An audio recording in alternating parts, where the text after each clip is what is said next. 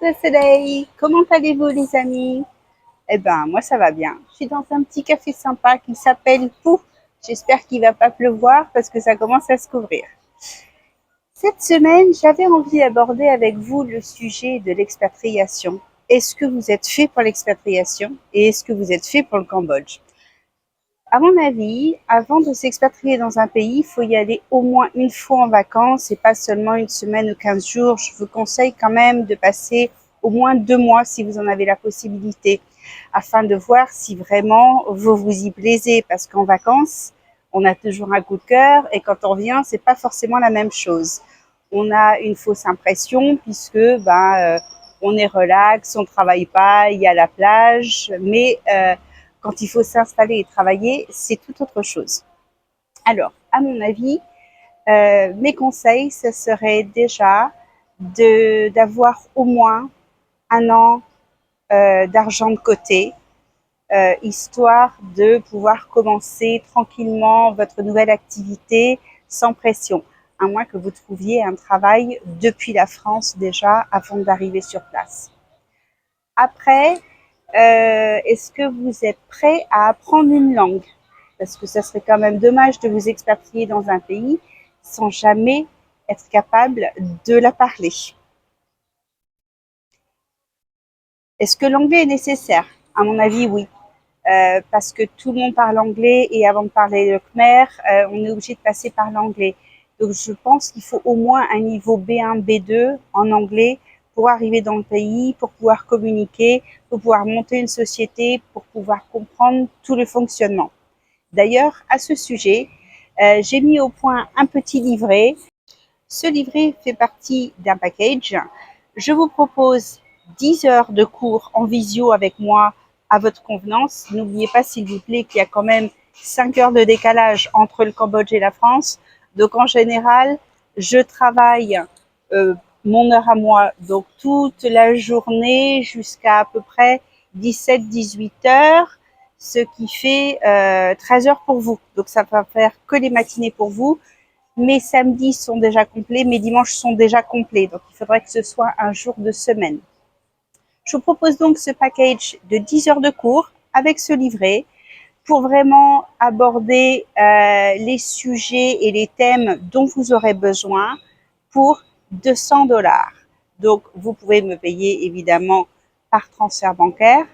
Si toutefois vous voulez utiliser votre CPF, je ne peux plus l'encaisser étant donné que je n'ai plus de société en France, mais je peux vous recommander plusieurs centres de langue pour lesquels j'ai travaillé, qui sont franchement très compétents et qui ont les mêmes méthodes que les miennes, qui ne sont pas du tout des méthodes scolaires. Bien sûr, la grammaire et la conjugaison, on ne peut pas y échapper, mais ça peut être fait de votre côté seul à la maison en devoir et ensemble on aborde juste la conversation, l'aisance à l'oral.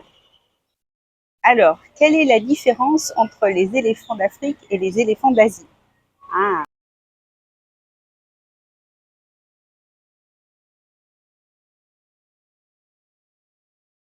taille en est une. L'éléphant d'Asie est beaucoup plus petit et a aussi des oreilles petites. Il a le dos rond, tandis que l'éléphant d'Afrique a le dos plutôt plat, voire un peu creux.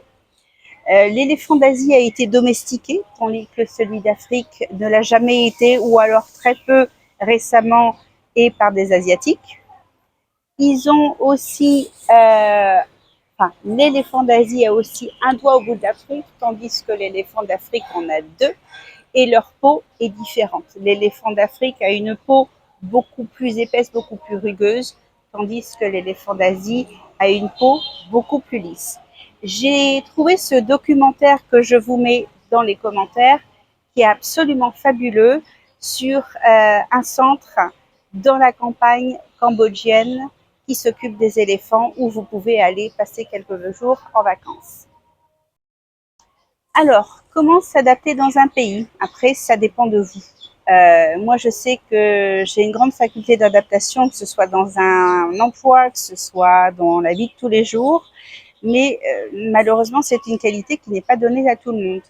Je suis relativement ouverte, j'aime le contact avec les gens, Donc pour moi, c'est vraiment pas un souci d'obtenir des informations et d'essayer d'apprendre une langue. Est-ce que vous êtes prêt à vous adapter à leur manière de fonctionner?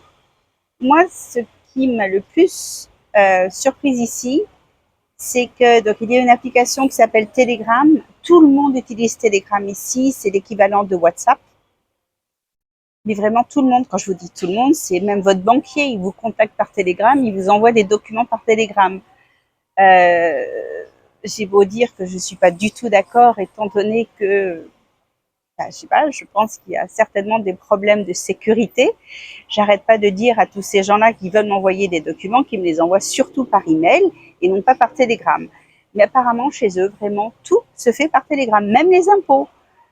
Donc ça, j'ai encore beaucoup de mal et j'essaye de repousser sans arrêt, mais j'y arrive pas toujours.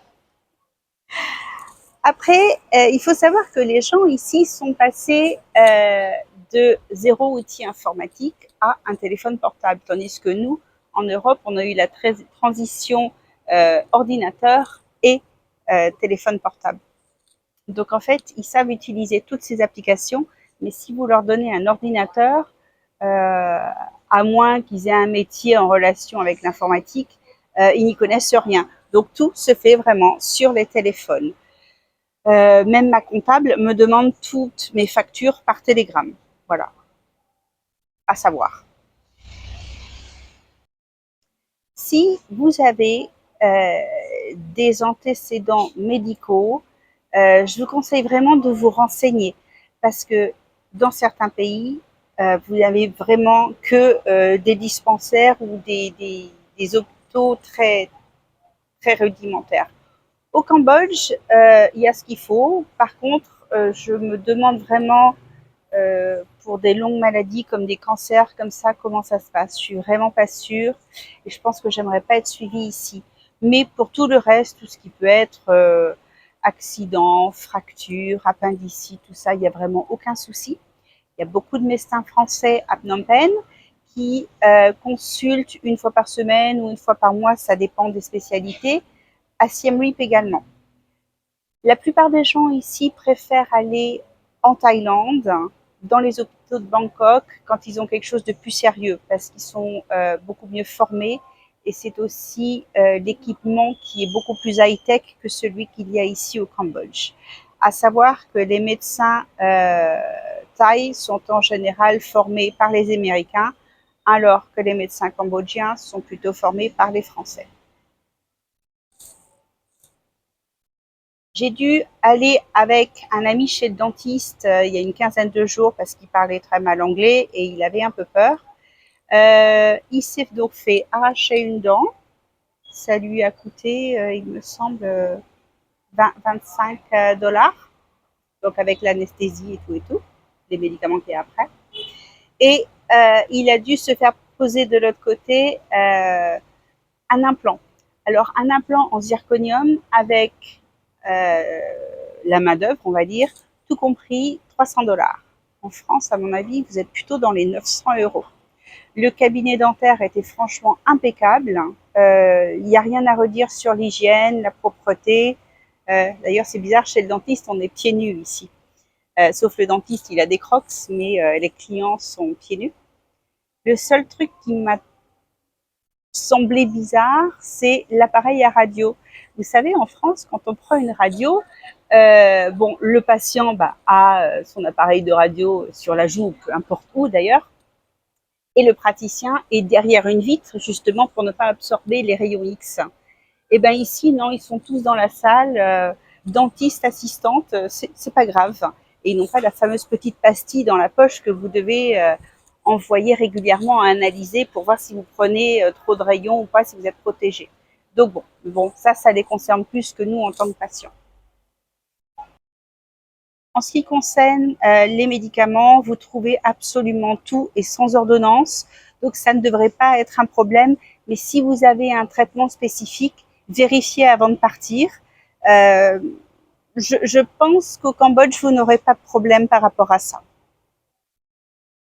Par contre, pour ceux qui ont des allergies, alors notamment des allergies alimentaires, Il y a quand même pas mal de cacahuètes ici, beaucoup de sauces aux cacahuètes, des choses comme ça. Et tous les plats, je dis absolument tous les plats cambodgiens ont soit du poisson, soit de la sauce de poisson, soit du poisson séché, soit de la pâte de poisson. Il y a toujours du poisson. Donc, si vous avez une allergie à l'iode ou autre, ça peut être très dangereux.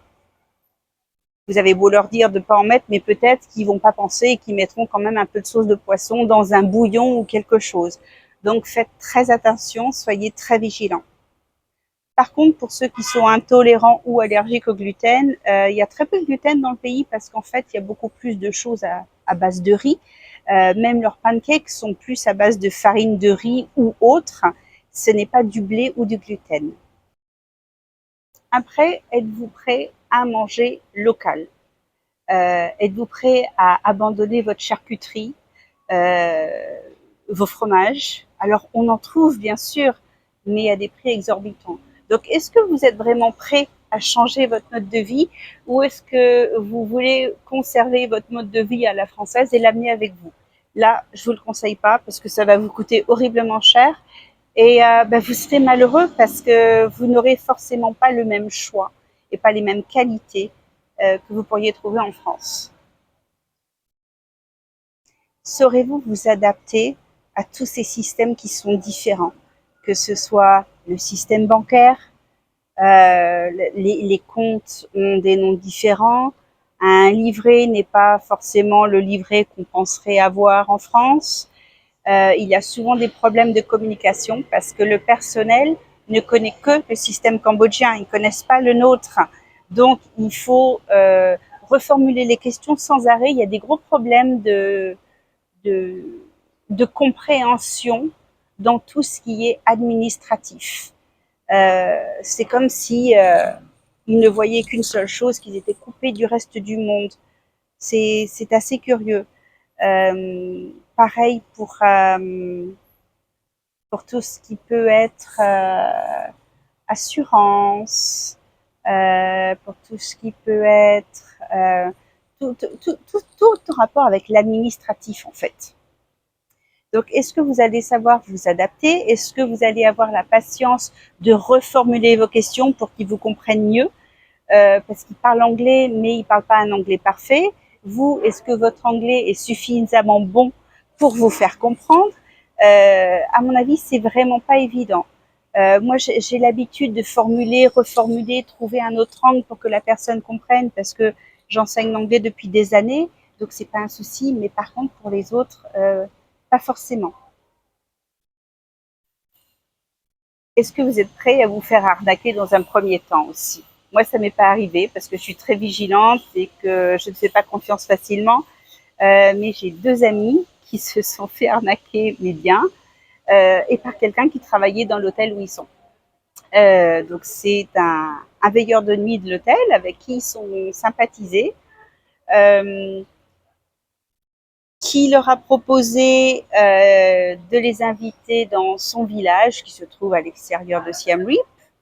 Donc évidemment, ils étaient ravis d'avoir un ami local, d'aller dans une famille locale. Ils y ont été.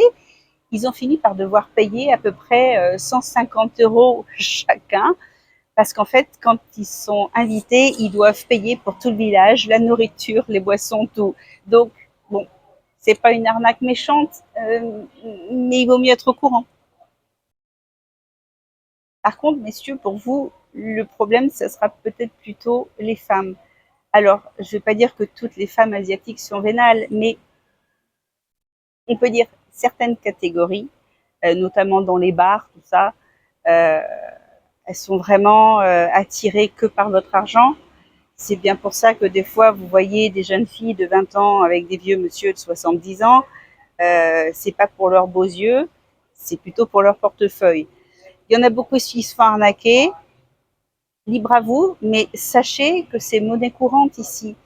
Euh, ne venez pas pleurer après parce qu'elles vous ont fait acheter une maison et que la maison, du coup, leur revient étant donné qu'on ne peut pas être propriétaire terrien ici en Asie du Sud-Est en tant qu'étranger. Vous pouvez être propriétaire d'un appartement, mais jamais d'un terrain. Donc voilà, les petites arnaques à connaître, à vous d'être capable de vous habituer et de naviguer entre tout ça pour éviter les arnaques. Si toutefois vous vous mettez en couple avec un ou une asiatique, il faut savoir que ils vivent totalement différemment de chez nous. Chez nous, notre salaire est pour nous et que pour nous. Chez eux, ils gardent peut-être 20% de leur salaire pour eux et tout le reste, c'est pour la famille. Mais la famille élargie, ça peut être le grand-père, la grand-mère, les cousins, l'oncle, la tante. C'est assez grand. Donc, en fait, ils mettent tout leur argent en commun pour eux, chose que nous, on n'a pas l'habitude de faire. Donc, si vous mettez avec quelqu'un ici, il faudra vous habituer et participer de la même manière parce qu'autrement, ils vont pas comprendre, ils vont vous prendre pour un radin, alors que bon, c'est juste tout simplement un mode de fonctionnement différent. C'est normal ici si on vous demande de payer pour le cousin qui a eu un accident de scooter. Cousin que vous ne connaissez pas, que vous n'avez jamais rencontré, qui habite à l'autre bout du pays. Ou pour la grand-mère qui a besoin d'un nouveau toit sur sa maison. C'est tout à fait logique. On n'a vraiment pas l'habitude de ça chez nous. Chez nous, c'est plutôt les parents qui aident les enfants. C'est pas forcément les enfants qui aident les parents.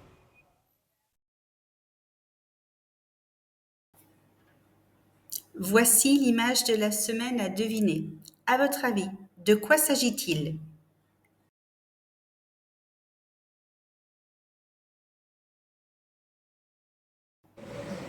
Je vous dis au revoir en direct du Pou Café sur Watbow Road. Allez y faire un petit tour. Il y a un petit jardin agréable comme vous pouvez le voir.